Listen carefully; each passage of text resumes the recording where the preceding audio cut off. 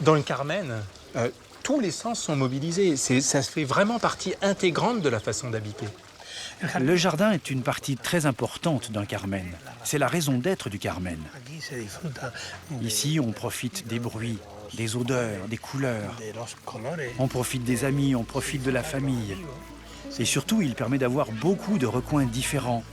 Un recoin pour lire, un recoin pour réfléchir, un recoin pour contempler, un recoin pour bavarder.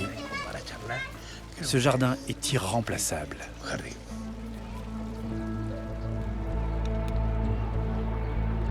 Le nom arabe du palais signifiait à l'origine la forteresse rouge.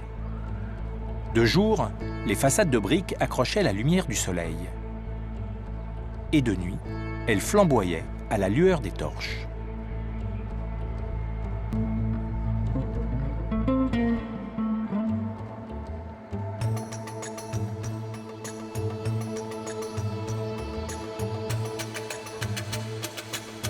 Pour les habitants de Grenade, ceux d'hier comme ceux d'aujourd'hui, l'Alhambra est une source constante d'inspiration. Ces jardins sont des modèles pour les différents Carmenes. Et les mosaïques qui ornent les murs de ces palais fournissent encore les motifs des fameux azuleros, ces carreaux de faïence que l'on trouve dans les patios andalous dès le XVe siècle.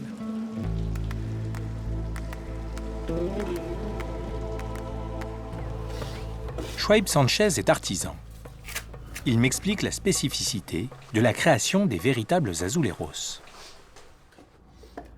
J'ai vu que vous étiez en train de décorer votre mur. Les carreaux en faïence, ça a une grande importance dans les maisons andalouses. Oui, c'est un élément qui protège de la chaleur parce qu'il accumule la fraîcheur la nuit et puis rafraîchit pendant la journée. C'est sa fonction. Et le carrelage, ou la mosaïque dans ce cas, est un élément qui aide à maintenir une température bioclimatique.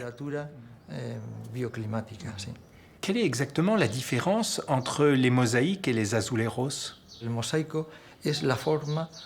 La mosaïque est la façon originelle de faire des azulejos. Les Romains ont été les premiers à l'utiliser. Mais la civilisation islamique a adapté cette technique pour faire des représentations en lien avec la spiritualité.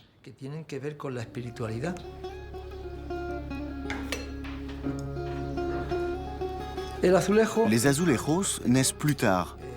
Disons qu'on commence à les utiliser à partir du XVIe siècle, pendant la Renaissance, suite au besoin de couvrir de plus grandes surfaces.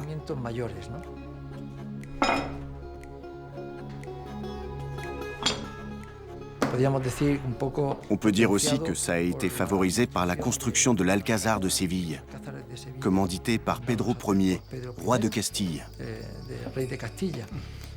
Ensuite, jusqu'à la civilisation andalouse, il n'y a qu'un pas.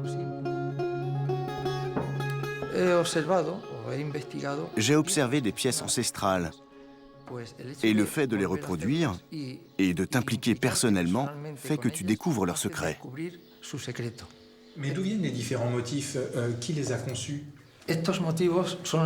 Ces motifs sont originaires de l'Alhambra. On suppose qu'ils ont été faits par des personnes d'une grande connaissance, des maîtres spirituels. Dans l'art islamique, on ne veut pas forcément savoir qui a conçu les dessins. C'est plutôt un art anonyme.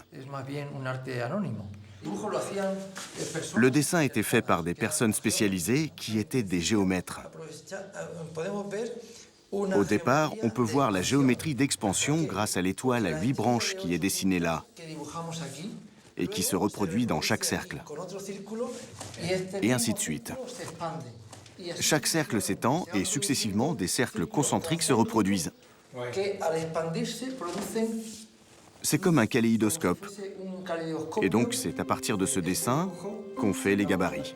Une fois que nous avons les gabarits, on coupe l'argile, on le laisse sécher et après on la porte au four pour la cuisson.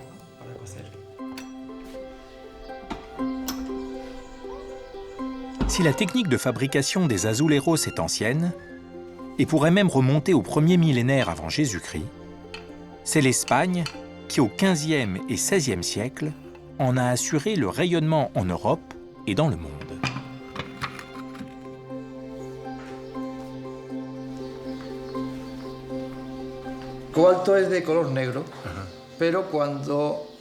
Le cobalt est noir, mais lorsqu'il est mélangé au verre dans un four porté à 1000 degrés, c'est à ce moment-là que la couleur apparaît.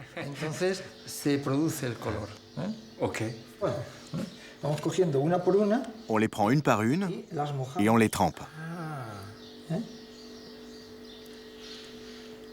Ah oui, on peint pas, on trempe. Tu vois comment on fait? J'y vais, allez. Ok. Está bien. Ouais, pas mal, hein? Muy bien. Très bien. Te voy a Je vais t'engager. Tu le fais très bien.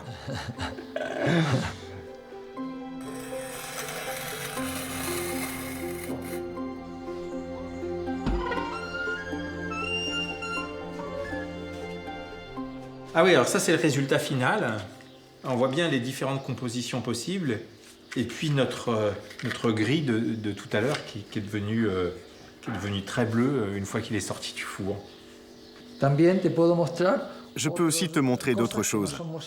Pas de mosaïque, mais des carreaux de faïence sur lesquels on combine des dessins géométriques et des dessins floraux. Aquí tengo Ah. algunas piezas. J'ai quelques pièces qu'on peut disposer ici au sol. Podemos componer aquí Ouais. en el suelo. Y vamos a ver Et on va voir la combinaison de la géométrie. Ouais. de la geometría.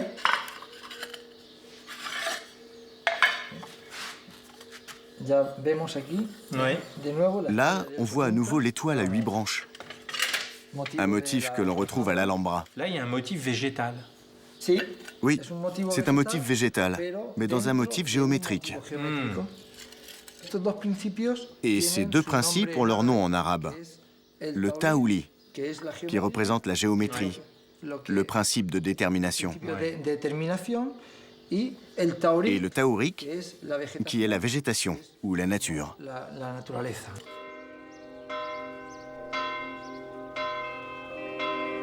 Les patios et les carmenes font aujourd'hui partie du patrimoine architectural de Grenade.